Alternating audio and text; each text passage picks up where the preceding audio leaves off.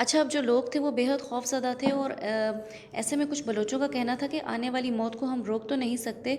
वो उस वक़्त आती है जब अल्लाह का हुक्म होता है, फिर हम मौत से खौफ़ज़दा क्यों हों और क्यों मौत से पहले ही अपनी ज़िंदगी को मौत बना लें।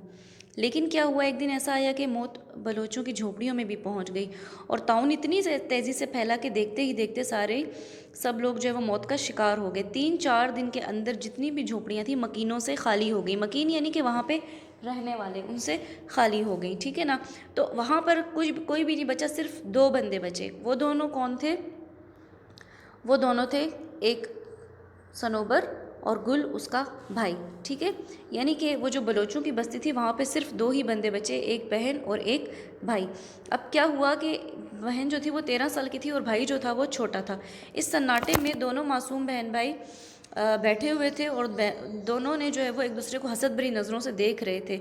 और उसने, छोटे भाई ने पेट पर अपना हाथ रख दिया और सनोबर समझ गई कि मेरा भाई भूखा है। उसने अपने भाई को उठाया और उसकी उंगली पकड़कर एक बस्ती की तरफ चल पड़ी। अभी थोड़ी ही दूर चले थे कि इन्होंने देखा कि बहुत सारी गलियां और सड़कें सब वीरान पड़ी हुई हैं।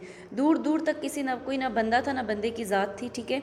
मरने वाले मर गए थे और जो जीते बच्चे बचे थे वो लाशों को बेगौरो कफन छोड़कर, बेगौरो कफन यानी कि बग़ैर कफन के लाशें छोड़कर चले गए थे। नहीं, कुछ लोग वो बस्ती छोड़कर चले गए थे क्योंकि वो वबा वहाँ पर बहुत ज़्यादा फैल गई थी।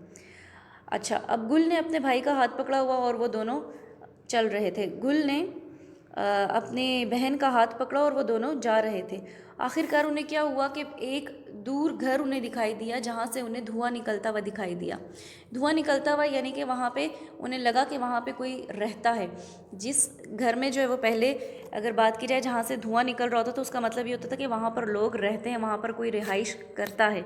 क्योंकि वो जब खाना वगैरह पकाया जाता है, लकड़ियाँ जलाई जाती है तो उसका धुआं उठता है, उससे पता चलता है कि यहाँ पर कोई रहता है, ठीक है। तो फिर वो दोनों बहन भाई उस घर तक जाते हैं, देखते हैं वहाँ पर धुआं उठ रहा है तो इसका मतलब वहाँ पर कोई है। वो आगे जाते हैं, घर के अंदर दाखिल होते हैं और बस अभी तक के लिए आपकी स्टोरी इतनी ही, फिर हम नेक्स्ट पढ़ेंगे इसको।